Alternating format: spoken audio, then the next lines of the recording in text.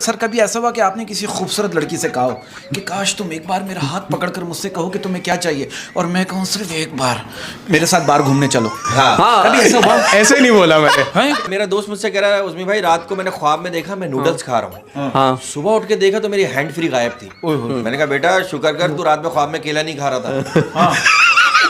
मैं कहता हूँ कि मेरा ऐसा मानना है कि अच्छी लड़की आपको खुशी देती है। वाह वाह वाह और वाह। बहुत अच्छी लड़की आपको खुशी खुशी देती है। हाँ, गिफ्ट वगैरह देती है, आपको इज्जत देती है। यार बस रात भर वो आई नहीं, हम हिला हिला कर सो गए। आए हैं?